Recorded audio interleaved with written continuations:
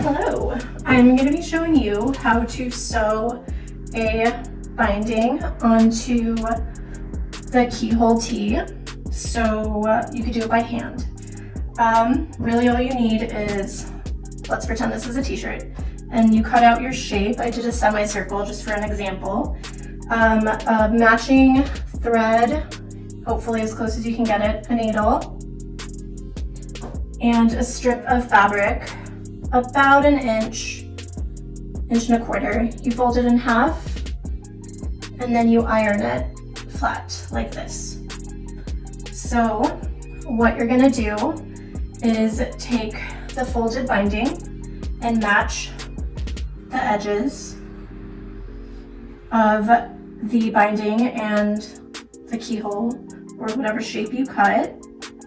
And if you'd like, you can take straight pins and pin it in place. So you just stick it in and out of the fabric. And you could do that all the way around. I don't, because I'm clumsy and I had too much caffeine and I'm shaky and I'm gonna poke myself, but it's an option if you'd like to do it that way. It helps you keep it in place. I'm just gonna hold it and pull it as I go. So we're gonna do a basic single needle stitch. You're gonna wanna thread the needle through and leave a chunk hanging out. And you're gonna wanna tie a knot at the end. And if you don't know how to tie a knot, I personally just wrap it around my finger and I twist the part that overlaps, like roll it onto itself, and then I pull it. And there's a knot. It's messy because I did two, but if you just do one, it should be clean enough. So after you've matched it, the fold goes away from the edge.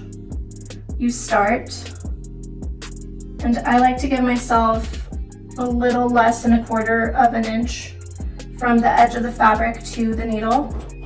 So you could just measure it. It's about that much. Put the needle through. Then you just kind of hold it in place as you go if you're not pinning it, which I chose to make my life miserable, or more complicated, not miserable. But again, my hands are really shaky because of coffee. I do not suggest drinking a lot of coffee before doing this. So essentially, you just put the needle in, and then you poke it out the other side.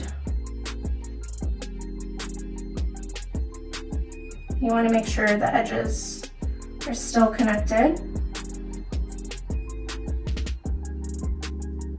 I like to do it this way. It's kind of like you're pleating it together and sticking the needle through because it's easier.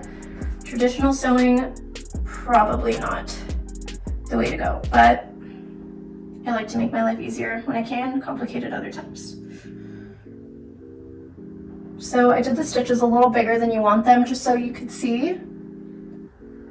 So I'm gonna go ahead and tighten them up for a nicer seam, which is what you're gonna want. So you stick it in and pull it out even smaller than what I was doing before, which is really what you should be doing the whole entire way through. But again, I just wanted to show you stitching. And so we're clear with the wider stitch. You want to like flatten it every now and then. And you're just going to keep going the whole way.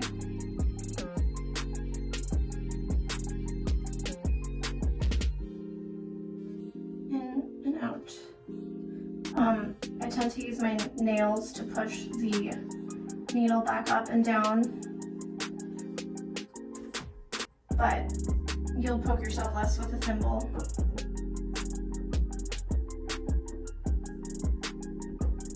Just keep going.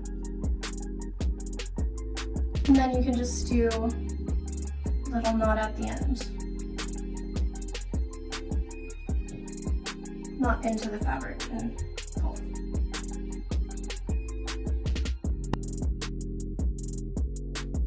So it's gonna look like this. And then what you're gonna do is you're gonna fold it in this way and iron it. Iron it down. So it will look like this. I'll show you. Now that you've ironed it, you can either leave as is, or you can further secure it by doing a little whip stitch. So again, with the thread knotted at the end, you're going to kind of sew around the edge, kind of like you're whipping over it, and you're going to go in and out essentially at a different angle. And yes, I know how that sounds. So I'm using black just so you can see it, but you just go around like that.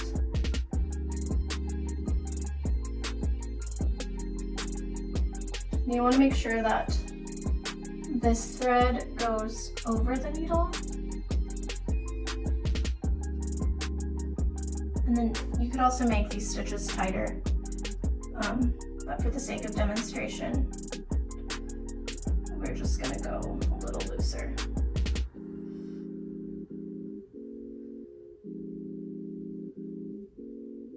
And there you go. And you just essentially continue that all the way down to strengthen your seam by hand.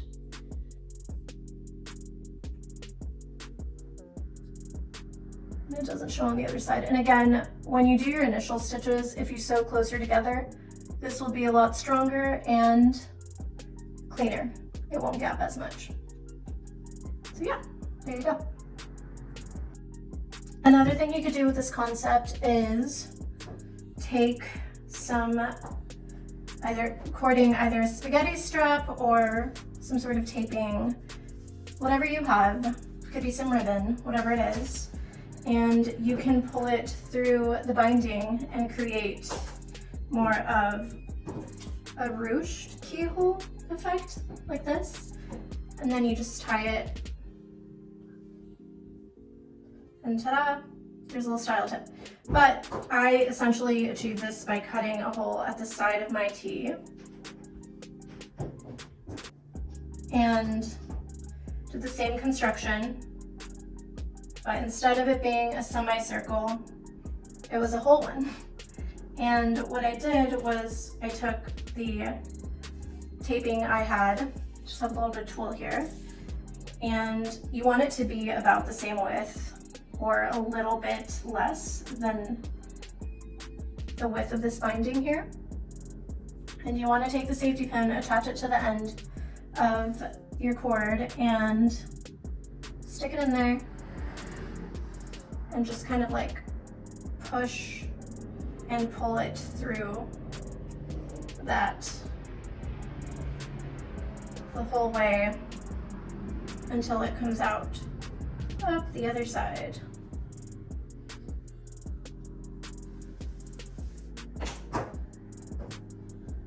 And you have some ruching. And then you just tie a knot at the end of the cord so it doesn't pop out of, your casing. And that's that.